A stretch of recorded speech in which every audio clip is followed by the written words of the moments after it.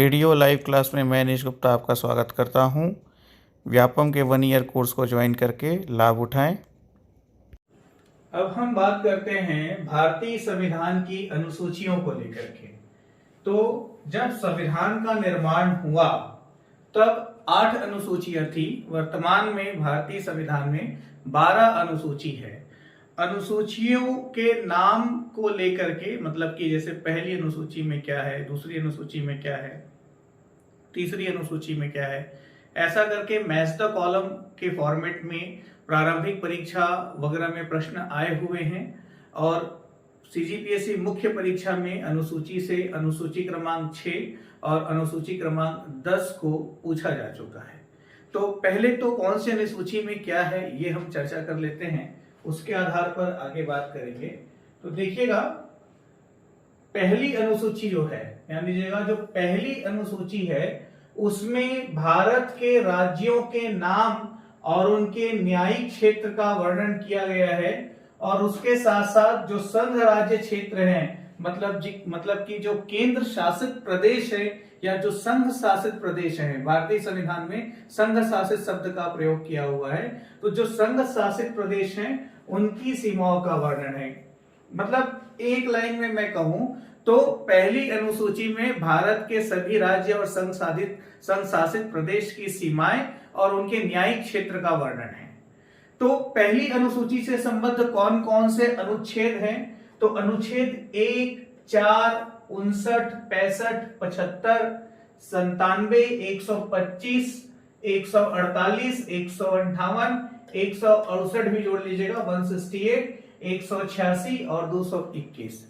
ये सारे अनुच्छेद जो है पहली अनुसूची से संबंधित है। ये सारे आर्टिकल पहली अनुसूची के बारे में कोई ना कोई जानकारी देते हैं। ठीक है, तो अब मान लो आपसे मैं कहूं 30 शब्दों में या 60 शब्दों में संविधान की पहली अनुसूची को समझाइए या भारतीय संविधान की पहली अनुसूची की व्याख्या कीजिए, ठीक है, या पहली अनुसूची का वर्णन कीजिए, ऐसा आपसे पूछा जाए तो इन्हीं चीजों को, आर्टिकल्स को इंक्लूड करते हुए अब निश्चित तौर पे जब हम संविधान का भाग 1 पढ़ेंगे तो आर्टिकल नंबर 1 को स्टडी करेंगे, आर्टिकल नंबर 4 को स्टडी करेंगे। तो आर्टिकल नंबर 1 और 4 को इंक्लूड करके ही पहली अनुसूची को आप चाहो तो 100 शब्दों तक लिख सकते हो। कहने का मतलब ये होता है कि जो स्मार्टनेस एक्टिविटी है आंसर राइटिंग को लेकर के, मतलब यहाँ पे आर्टिकल मेंशन करने का रीजन ही है कि ऐसा नहीं है कि पूरा का पूरा अनुसूची को लेकर के एक निबंध बना ले और उस निबंध को याद करते हम बैठे रहे, उसमें काफी ज्यादा समय वेस्ट होगा। उससे बेहतर है कि मान लो, बहुत सामान्य बात है कि अनुच्छेद 1 और 4 को तो हम भाग 1 में डिस्कस करेंगे, इस पे बात किए बिना हम संविधान में आगे बढ़ नहीं सकते। अब मान लो 60 शब्द में भी पूछ दिया या 100 शब्द में भी पूछ दिया कि भारतीय संविधान की पहली अनुसूची को समझाइए, तो इस चीजों को मेंशन करते हुए आर्टिकल 1 और 4 को बता दीजिए। जैसे कि आर्टिकल 4 में बताया हुआ है कि नए राज्य के निर्माण से संबंधित कोई भी जो बिल होता है या विधेयक होता है वो राष्ट्रपति की पूर्वानुमति से आता है, ठीक है, लोकसभा में प्रस्तुत होता है, फिर जो पूरा प्रोसेस है आने वाली क्लासेस में हम डिस्कस भी करेंगे। तो उन सारी चीजों को मेंशन कर दे, इस तरह से आपका आंसर समराइज हो जाएगा और परफेक्ट मार्क्स की तरफ आप इंप्रूव भी कर जाएंगे। ये राइटिंग स्किल है। दूसरी अनुसूची में क्या है? तो दूसरी अनुसूची में संवैधानिक पदों के वेतन एवं भत्तों का उल्लेख है। मैंने पहले भी बताया था संवैधानिक पद से आप क्या समझते हैं, तो वे सारे पद जिनका भारतीय संविधान में वर्णन है वो संवैधानिक पद हुए। ऐसे ही पूछा जाता है कि कॉन्स्टिट्यूशनल सिस्टम, मतलब कि संवैधानिक निकाय से आप क्या समझते हैं, तो वो सारे ऑर्गेनाइजेशंस या निकाय जिनका वर्णन भारतीय संविधान में है, जिनका गठन संविधान में जो उपबंध है उसके अनुसार किया जाता है, वो सभी क्या है, संवैधानिक निकाय है। और संविधान में नहीं है तो फिर वो गैर संवैधानिक निकाय है। जब संविधान का अंतिम स्तर आएगा तब संवैधानिक निकाय और गैर संवैधानिक निकाय के ऊपर भी हम बहुत विस्तार में बात करने वाले हैं। अभी तो जस्ट शुरू किया है, ठीक है। तो संवैधानिक पद कौन कौन से, यहाँ पे कुछ मैंने महत्वपूर्ण पदों को मेंशन कर दिया है, जैसे कि राष्ट्रपति, राज्यपाल, लोकसभा के अध्यक्ष एवं उपाध्यक्ष, वैसे ही राज्यसभा के सभापति एवं उपसभापति, राज्य विधानसभाओं के अध्यक्ष एवं उपाध्यक्ष, राज्य विधान परिषद के सभापति एवं उपसभापति, सर्वोच्च न्यायालय के न्यायाधीश एवं सर्वोच्च न्यायालय के सभी न्यायाधीश, उच्च न्यायालय के सभी न्यायाधीश, भारत के नियंत्रक एवं महालेखा परीक्षक, महान्यायवादी भी, इसमें महान्यायवादी नहीं लिखा हुआ है, वो भी ऐड कर लीजिएगा, ठीक है। ये सभी जो है संवैधानिक पद हैं। इसके अलावा जैसे कि निर्वाचन आयोग, मुख्य निर्वाचन आयुक्त है, लोकसभा अध्यक्ष है, ये भी सभी संवैधानिक पद हैं, इनका संविधान में वर्णन है, ठीक है भाई। तो दूसरी अनुसूची में क्या बताया गया है, तो दूसरी अनुसूची में संवैधानिक पदों के वेतन एवं भत्तों का उल्लेख है, ध्यान दीजिएगा।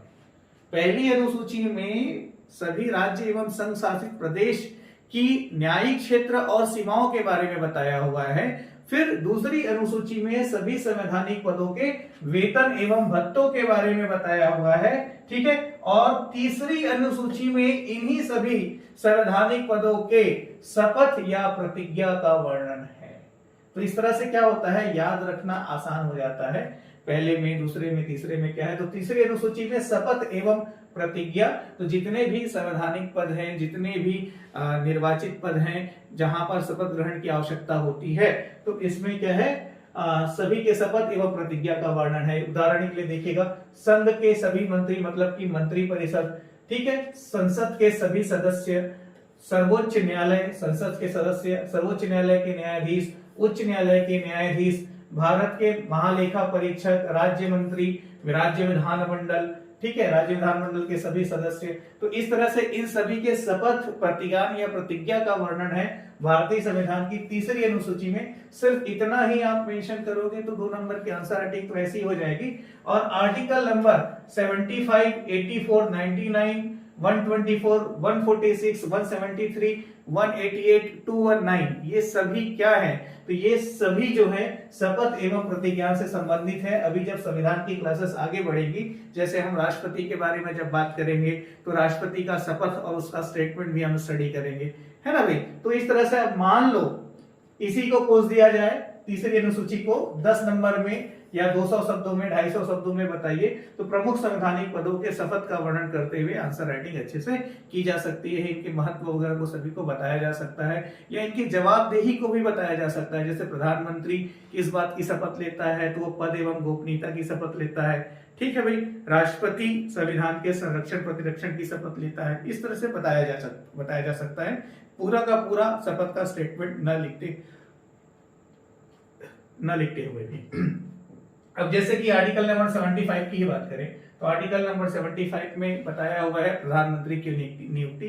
तो 75(1) के अंतर्गत राष्ट्रपति जो है बहुमत दल के नेता को प्रधानमंत्री नियुक्त करता है, उसकी मंत्रानुसार मंत्रिपरिषद के बाकी सदस्यों या बाकी मंत्रियों की नियुक्ति करता है। ये 75 में बताया हुआ है। चलिए आगे देखते हैं चौथी अनुसूची।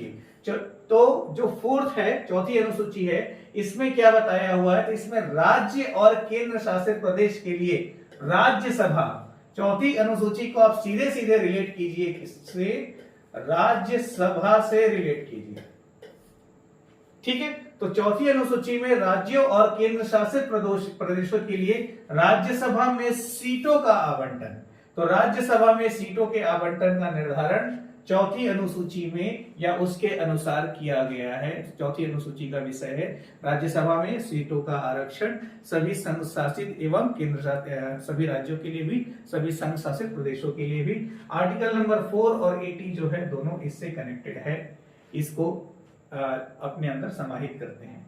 अब बात करते हैं पांचवी अनुसूची की। तो पांचवी अनुसूची भी महत्वपूर्ण है, ध्यान दीजिएगा। पांचवी और छठवीं अनुसूची, आठवीं अनुसूची, 10वीं अनुसूची जो है सबसे ज्यादा महत्वपूर्ण है। तो पांचवी अनुसूची क्यों महत्वपूर्ण है, तो इसमें अनुच्छेद 244 के अंतर्गत अनुसूचित और जनजाति क्षेत्रों के प्रशासन और नियंत्रण के लिए उपबंध है। अनुसूचित और जनजाति क्षेत्रों के प्रशासन एवं नियंत्रण के लिए विशेष उपबंध किए हुए हैं अनुच्छेद 246 के अंतर्गत, आर्टिकल 244 के अंतर्गत। अब ये भी समझ में आ जाना चाहिए कि आर्टिकल 244 किससे कनेक्टेड है या उसके अंदर क्या है, ठीक है। तो जो भी ST/SC एरिया है या जो भी ट्राइब एरिया है, उनके प्रशासन और नियंत्रण को लेकर के जो भी विशेष उपबंध किए गए हैं, उनका वर्णन जो है पांचवी अनुसूची में भारतीय संविधान के अंतर्गत है। तो पांचवी अनुसूची का विषय क्या है, क्लियर हुआ। छठवीं अनुसूची में देखिएगा, इसमें याद रखिएगा अमेत्री मिजो मतलब कि असम, मेघालय, त्रिपुरा और मिजोरम, ये 4 जो राज्य हैं इनके जनजातीय क्षेत्रों के प्रशासन के बारे में उपबंध है। आर्टिकल 244 और 275 दोनों इससे कनेक्टेड है। ये 6वीं अनुसूची में बताया हुआ है। तो 5वीं अनुसूची में अनुसूचित और जनजातीय क्षेत्र की बात कर दी गई, उसके बावजूद 6वीं अनुसूची की आवश्यकता क्यों पड़ी? ठीक है, अमेत्री मिजो मतलब कि असम, मेघालय, त्रिपुरा, मिजोरम को लेकर के अलग से एक अनुसूची बनाने की और अलग से एक समय आर्टिकल बनाने की आवश्यकता क्यों पड़ी? तो ये निश्चित तौर पर क्या है, एक प्रश्न चिन्ह लगाता है। तो हम चाहेंगे कि इसका उत्तर आप खोजें। ठीक है, फिर आगे बढ़िए 7वीं अनुसूची। तो 7वीं अनुसूची में जो है शक्तियों का विभाजन है। शक्तियों का विभाजन मतलब कि इसके अंतर्गत संघ सूची, राज्य सूची और संवर्ती सूची का वर्णन है। ठीक है भाई, तो जब संविधान का निर्माण हुआ तब संघ सूची में आपके 97 विषय थे, अभी वर्तमान में 100 हैं। राज्य सूची में 66 थे, अभी वर्तमान में 61 हैं। संवर्ती सूची में 47 थे, अभी वर्तमान में 52 हैं।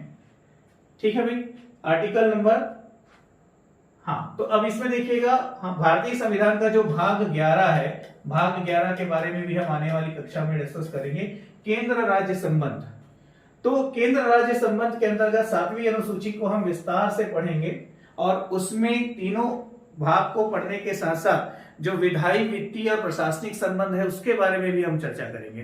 तो मैं समझता हूं कि यदि 7वीं अनुसूची को आपको 15 नंबर 10 नंबर से अधिक तो संविधान से संबंधित कोई प्रश्न आता नहीं है, तो 7वीं अनुसूची को 10 नंबर में भी पूछा जाए तो उसका आंसर करना जो है आसान है, इम्पॉसिबल नहीं है। आपको मानसिक रूप से तैयार रहना है अभ्यास करते हुए।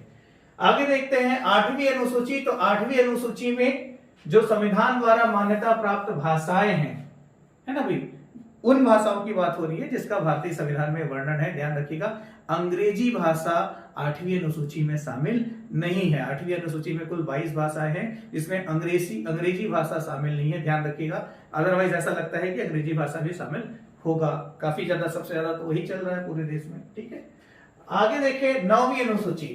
ठीक है, 9वीं अनुसूची के अंतर्गत इसमें अधिनियमों और नियमों का विधि मान्यकरण किया गया है, जैसे जो न्यायालय द्वारा प्रवर्तनीय नहीं है। ठीक है भाई, जैसे कि भूमि सुधार कानून है, जमींदारी उन्मूलन है, संपत्ति अधिग्रहण से संबंधित प्रावधान वगैरह है। तो ऐसे विषयों को रखा गया है और यह भी बताया गया है कि ये न्यायालय द्वारा प्रवर्तनीय नहीं है। ठीक है, तो ध्यान रखिएगा, अनुसूची 9 के अंतर्गत जो भी विषय हैं न्यायालय उसमें हस्तक्षेप नहीं कर सकता या न्यायिक पुनरावलोकन की शक्ति का प्रयोग इसमें नहीं हो सकता है।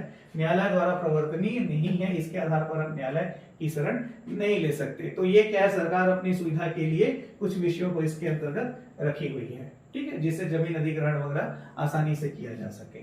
अभी आगे देखिएगा, उच्चतम न्यायालय ने इसमें न्यायिक समीक्षा भारतीय संविधान की मूल विशेषता है, इसमें परिवर्तन का अधिकार संसद के पास नहीं है।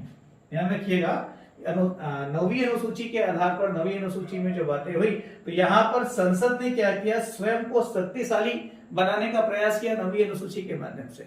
लेकिन न्यायिक समीक्षा की बात करते हुए क्या है, न्यायिक समीक्षा, न्यायिक पुनरावलोकन और न्यायिक सक्रियता, ये विशेष अधिकार है जो जुडिशियल सिस्टम है हमारे भारतीय संविधान के अंतर्गत, जो न्यायपालिका की व्यवस्था है भारतीय संविधान में, तो वो यहां पर विशेष अधिकार देते हैं और इनमें किसी भी प्रकार का परिवर्तन करने का अधिकार संसद के पास नहीं है। यह संविधान के मूल ढांचे के अंतर्गत आता है। ये उच्चतम न्यायालय ने इसमें व्याख्या दी है ना भाई। तो मतलब ये है कि विधायिका पूर्ण रूप से अपनी मनमानी नहीं कर सकती। अब आगे देखिएगा 10वीं अनुसूची। तो 10वीं अनुसूची में बताया गया है दल परिवर्तन के आधार पर निर्भरता को, दल परिवर्तन के आधार पर निर्भरता को बताया गया है 10वीं अनुसूची में। ठीक है, तो इसमें देखिएगा क्या क्या है। पहली बात तो ये है,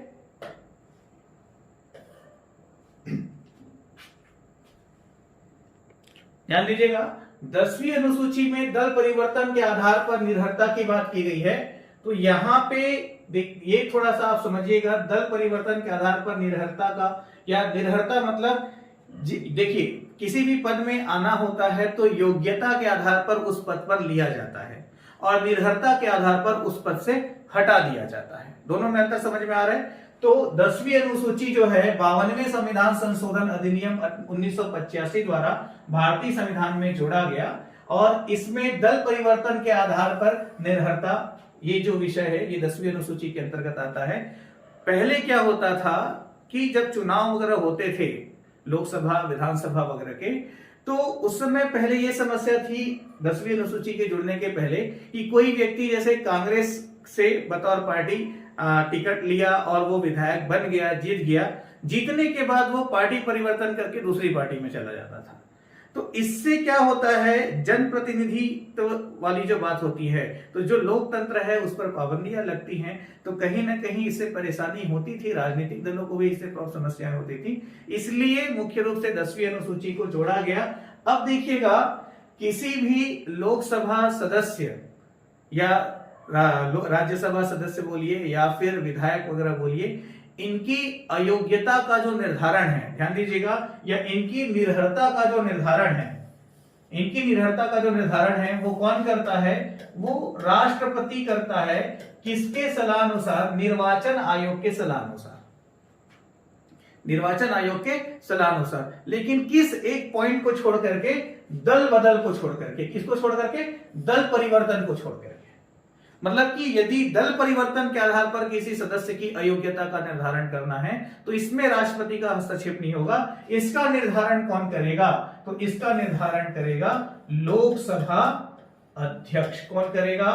लोकसभा अध्यक्ष करेगा। ध्यान रखिएगा, तो दल परिवर्तन की स्थिति में सदस्य की अयोग्यता का निर्धारण लोकसभा अध्यक्ष करता है। बाकी अन्य स्थिति में सदस्य की अयोग्यता का निर्धारण राष्ट्रपति करता है निर्वाचन आयोग के सलाह अनुसार। दोनों अलग अलग बातें हैं, ठीक है। फिर 11वीं अनुसूची से भली भांति आप परिचित हैं। 73वें संविधान संशोधन अधिनियम के द्वारा इसको जोड़ा गया है, जिसके अंतर्गत पंचायत की शक्तियां, प्राधिकार और उत्तरदायित्व है और इसमें इसके अंतर्गत 29 विषय शामिल हैं। ये आपका कौन से आर्टिकल, ये कौन से अनुसूची में आ गया? 11वीं अनुसूची में आर्टिकल 243, 243 और 12वीं अनुसूची में बताया गया है बिल्कुल ऐसे ही नगरीय निकाय के लिए नगर पालिकाओं की शक्ति, प्राधिकार और उत्तरदायित्व, और इसके अंतर्गत 18 विषय है। तो ये दोनों चीज जरूर ध्यान रखिएगा, 29 विषय और 18 विषय। और ये किससे जुड़ा? तो 74वें संविधान संशोधन अधिनियम 1992 के माध्यम से जुड़ा। तो इस तरह से ये आपकी 12 अनुसूची है, 1 से लेकर 12। अब आपका एक होमवर्क ये है कि जिस भी तरह से वो किसी किताब वगैरह के माध्यम से या गूगल वगैरह के माध्यम से प्रत्येक अनुसूची पर आप एक पैराग्राफ लिखें अपने नोट्स में, अपने शब्दों में, ताकि आप उसको मेमोराइज भी कर सकें और भविष्य में टेस्ट वगैरह में, एग्जाम्स में आप आसानी से लिख भी सकें। एक पैराग्राफ अधिकतम कितना शब्द होगा? अधिकतम 100 शब्द होगा। कोशिश कीजिएगा 60 से 100 शब्दों के अंतर्गत हर अनुसूची को आप अपने नोट्स में डिटेल में डिस्क्राइब करें पैराग्राफ राइटिंग के फॉर्मेट में, ठीक है। आगे बढ़ते हैं। अगला टॉपिक है हमारा राष्ट्रीय प्रतीक, जिसके बारे में आप भली भांति परिचित हैं, है ना भाई। फिर भी इसको एक बार और डिटेल में देखिएगा। ये मुख्य परीक्षा के दृष्टिकोण से महत्वपूर्ण नहीं है, प्रारंभिक परीक्षा के दृष्टिकोण से भी महत्वपूर्ण नहीं है, सामान्य जानकारी का क्षेत्र है। यहां से प्रश्न लगभग नहीं ही देखने को मिलते, ठीक है भैया। अब राष्ट्रीय प्रतीक चिन्ह वगैरह से लेकर के प्रारंभिक परीक्षा, मुख्य परीक्षा में कोई प्रश्न नहीं पूछे जाते हैं, तो उसको जस्ट एक बार स्टडी करके आगे बढ़ जाइए। बहुत ज्यादा इसको रटने, मेमोराइज करने की आवश्यकता नहीं है और 80% चीजें तो इसकी पहले से ही याद है। और भारत के नागरिक होने के साथ साथ आपका मूल कर्तव्य भी बनता है कि ये आपको पता ही होना चाहिए। तो राष्ट्रीय ध्वज 22 जुलाई 1947, राष्ट्रीय ध्वज का 22 जुलाई 1947 को, ठीक है भाई। तो राष्ट्रीय ध्वज कब शामिल हुआ? 22 जुलाई 1947 को। और फिर राष्ट्रीय ध्वज के बारे में 3:2 का रेशियो होता है। केसरिया, सफेद और हरे रंग की 3 पट्टियां होती है। 24 तीलियों का एक काला नीला चक्र होता है। ये क्या बताता है? आपको पता है ना भाई। राज्य चिन्ह की बात करें तो सारनाथ के अशोक स्तंभ से मिला हुआ जो 4 शेर वाला चिन्ह है वो प्रतीक स्तंभ है, ठीक है भाई। इसके जो एक दूसरे की पीठ पर रखे हुए हैं, ठीक है। इसके नीचे घंटे के आकार का, पद्म के ऊपर के चित्रवल्लरी में एक हाथी, चौकड़ी भरता हुआ एक घोड़ा और एक सांड और एक सिंह की उभरी हुई आकृति है। तो ये ध्यान दीजिएगा, जो राष्ट्रीय प्रतीक चिन्ह है उसमें और क्या क्या शामिल है? हाथी, घोड़ा, सांड और सिंह, ये 4 और उसमें शामिल हैं। फिर देखिएगा आगे, इसको कब अपनाया गया? तो 26 जनवरी 1950 को इसमें अपनाया गया। लेकिन जब भी सामने से देखोगे तो 3 शेर ही सामने से दिखाई पड़ता है। राष्ट्रगान रविन्द्रनाथ ठाकुर जी का, बंगला, मूल बंगला में था ये, है ना भाई, जनगण मन। कब अपनाया गया? डेट याद रखिएगा, 24 जनवरी 1950 को उसको अपनाया गया है। राष्ट्रगीत वंदे मातरम, ठीक है, 1896 में इसको लिखा था बंकिम चंद्र चटर्जी जी ने, तो बहुत सामान्य सी बात है। राष्ट्रीय पंचांग, तो राष्ट्रीय पंचांग कौन सा है हमारा? ग्रेगोरियन कैलेंडर के साथ साथ सब संवत पर आधारित हमारा राष्ट्रीय पंचांग है, ठीक है भाई। तो ये 365 दिन का होता है, बहुत सामान्य सी बात है। 22 मार्च 1957 को सरकारी उद्देश्यों के लिए अपनाया गया। तो राष्ट्रीय पंचांग कब अपनाया गया है, ये डेट आप याद रखने का प्रयास कीजिएगा, 22 मार्च 1957 को। राष्ट्रीय पशु ओजस्वी बाघ, ठीक है भाई। अब बाघ योजना वगैरह जो है, वैसे भी इन्वायरमेंट वगैरह में स्टडी किया हुआ है। राष्ट्रीय पक्षी, राष्ट्रीय पुष्प, राष्ट्रीय वृक्ष, राष्ट्रीय फल, राष्ट्रीय नदी, राष्ट्रीय मछली, गंगा में मिलने वाली जो डॉल्फिन है वो राष्ट्रीय फिश है, राष्ट्रीय मछली है। तो ये राष्ट्रीय प्रतीक चिन्ह हुए, वो आपको ध्यान में रखना है। अब अगला जो पोर्शन है हमारा, वो है संविधान के स्रोत। ये बहुत ही महत्वपूर्ण टॉपिक होता है, संविधान का स्रोत जो है एक महत्वपूर्ण टॉपिक होता है। तो इसको लेकर के जब बात होती है तो ध्यान दीजिएगा, अलग अलग देशों से भारतीय संविधान की आलोचना भी इसी आधार पर की जाती है कि ये जो है अलग अलग देशों से लेकर बनाया हुआ है, इसको उधार का थैला कर कर इसकी आलोचना भी की जाती है। इसमें देखिए ये टॉपिक जो है जितना महत्वपूर्ण है प्रारंभिक परीक्षा के दृष्टिकोण से, उतना ही महत्वपूर्ण है मुख्य परीक्षा के दृष्टिकोण से। यहाँ पे सीजीपीएससी मेंस में ब्रिटेन के संविधान से कौन कौन से तत्व लिए गए हैं, ये 2 नंबर में एक बार पूछा जा चुका है। आ रही बात समझ में? ठीक है। और प्रारंभिक परीक्षा में आए हुए प्रश्नों को जब आप हल करने जाएं तो वहां देखिएगा बहुत सारे ऐसे क्वेश्चंस मिलेंगे, मतलब कि एक साइड देश का नाम दिया है और एक साइड संबंधित वहां से क्या लिया हुआ है। तो मैच द कॉलम वगैरह में या फिर मल्टीपल चॉइस वगैरह में कई तरह से यहाँ से प्रश्न पूछे गए हैं। तो इस टॉपिक पे जरूर मेहनत करनी है और बिल्कुल बिना देखे आपको मुख्य मुख्य चीजें याद हो जाए, बिना देखे लिख करके याद करने का जरूर प्रयास कीजिएगा। तो इसमें देखिएगा संविधान के स्रोत की जब बात आती है तो भारत शासन अधिनियम, ठीक है। तो भारत शासन अधिनियम से क्या क्या लिया हुआ है, तो संघीय तंत्र जो है, गवर्नर का कार्यकाल, न्यायपालिका, लोक सेवा आयोग, आपातकालीन उपवन और प्रशासनिक वितरण, ये सभी 1935 के भारत शासन अधिनियम से लिए हुए हैं। बिल्कुल वैसे ही ब्रिटेन के संविधान से क्या क्या लिया हुआ है, तो सबसे प्रमुख है संसदीय शासन, विधि का शासन, विधायी प्रक्रिया। फिर एकल नागरिकता का कॉन्सेप्ट है, मंत्रिमंडल प्रणाली और परम अधिकार लेख, संसदीय विशेषाधिकार, द्विसदनवाद, सामूहिक उत्तरदायित्व। तो देखिएगा इसमें से जितना ज्यादा आपको मेमोराइज हो सके कि ब्रिटेन से क्या क्या लिया गया है, बहुत सारी महत्वपूर्ण चीजें जो है भारतीय संविधान में ब्रिटेन के संविधान से ली गई है। संसदीय शासन, विधि का शासन, विधायी प्रक्रिया, एकल नागरिकता, मंत्रिमंडल प्रणाली याद कीजिएगा, कॉन्स्टिट्यूशन डेवलपमेंट में हमने डिस्कस भी किया था, संसदीय विशेषाधिकार और सामूहिक उत्तरदायित्व, द्विसदनवाद, मतलब कि लोकसभा और राज्यसभा वाली जो व्यवस्था है, ये सभी। संयुक्त राज्य अमेरिका से प्रस्तावना, मूल अधिकार, न्यायपालिका की स्वतंत्रता, न्यायिक पुनरावलोकन, ये सबसे महत्वपूर्ण है, न्यायिक पुनरावलोकन का सिद्धांत। फिर उपराष्ट्रपति का पद और उच्चतम न्यायालय और उच्च न्यायालय के न्यायाधीशों को पद से हटाए जाने की जो प्रक्रिया है, और राष्ट्रपति की निर्वाचन प्रक्रिया और राष्ट्रपति पर महाभियोग की जो प्रक्रिया है, ये सभी संयुक्त राज्य अमेरिका के संविधान से लिया हुआ है। ठीक, आगे देखिएगा जापान का संविधान, तो यहां से विधि द्वारा स्थापित प्रक्रिया प्रमुख है, जापान के संविधान से विधि द्वारा स्थापित प्रक्रिया। आयरलैंड का संविधान, यहां से राज्य के नीति निदेशक तत्व, कई बार इसको परीक्षा में पूछा जा चुका है। जापान के संविधान से विधि द्वारा स्थापित प्रक्रिया और आयरलैंड के संविधान से राज्य के नीति निदेशक तत्व या राज्य के निदेशक सिद्धांत।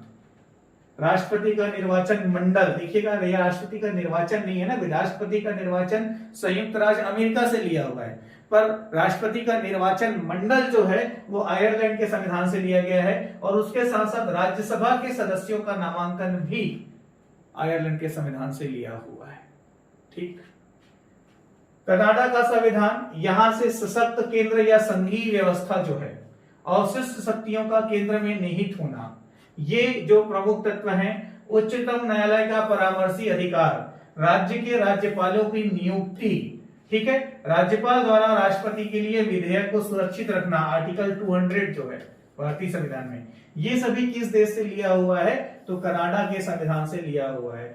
तो भारतीय संविधान सभा की जो अलग अलग समितियां बनी थी, सभी समितियों ने अपने अपने संबंधित विषय से कई देशों के संविधान का अध्ययन किया, देखा, समझा, पढ़ा और उसका भारतीयकरण किया। भारतीयकरण करने के बाद संविधान सभा के समक्ष प्रस्तुत किया, उसमें चर्चा हुई, बहस हुई, बातचीत हुई और उसके बाद संशोधन करते हुए उसको जो जो स्वीकार करना उचित लगा संविधान सभा को, उसको स्वीकार किया गया। तो काफी लंबी प्रक्रिया इन सभी चीजों के पीछे हुई है, इसीलिए वर्तमान जो भारतीय संविधान है वो काफी व्यापक है और कठोरता के साथ साथ लचीलेपन का अद्भुत समन्वय है। इसके बारे में हम आगे चर्चा भी करेंगे जब संविधान की विशेषता की बात होगी। अब इसमें देखिएगा ऑस्ट्रेलिया से क्या लिया हुआ है, तो ऑस्ट्रेलिया के संविधान से जो महत्वपूर्ण तथ्य है वो है समवर्ती सूची। ध्यान रखिएगा, समवर्ती सूची जो है ऑस्ट्रेलिया के संविधान से लिया हुआ है। प्रस्तावना की जो भावना एवं भाषा है, अभी जब हम प्रस्तावना के ऊपर डिस्कस करेंगे तो वो ये बात आएगी भी, प्रस्तावना की भावना एवं भाषा भी ऑस्ट्रेलिया के संविधान से ली गई है। व्यापार वाणिज्य का समागम और संसदों की संयुक्त बैठक है ना भाई, जो संयुक्त बैठक का प्रावधान है ये कहां से लिया हुआ है, ऑस्ट्रेलिया के संविधान से लिया हुआ है। और जर्मनी का वाइवर संविधान, तो जर्मनी के संविधान का नाम वाइवर संविधान है। आपातकाल के समय मूल अधिकारों का जो स्थगन होता है, ये कॉन्सेप्ट जर्मनी के संविधान से लिया हुआ है।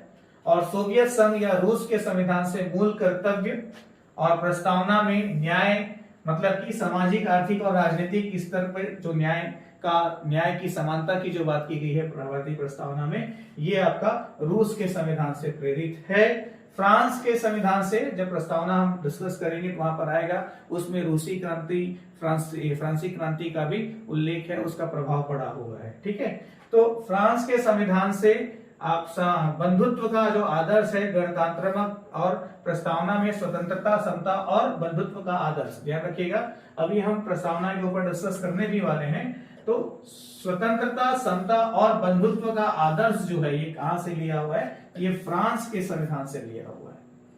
ठीक है, गणतंत्रात्मक व्यवस्था भी जो है वो फ्रांस के संविधान से लिया हुआ है। और दक्षिण अफ्रीका का संविधान बहुत महत्वपूर्ण है, बहुत ज्यादा महत्वपूर्ण है, बहुत अच्छे से याद रखिएगा।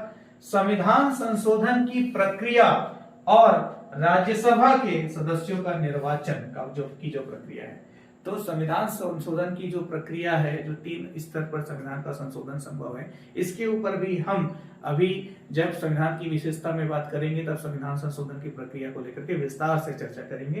तो ये लिया हुआ है, ध्यान रखिएगा। ठीक है,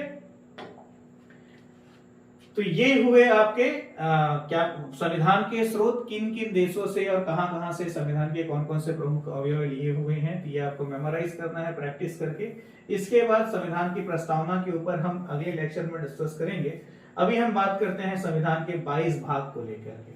ठीक है, तो 22 भाग की जब बात होती है तो यहां पर आपको क्या करना है, भाग का क्रमांक और उनका विषय पहले मेमोराइज करने का प्रयास करना है। ये पूरी तरह से वनडे एग्जामिनेशन के लिए महत्वपूर्ण है।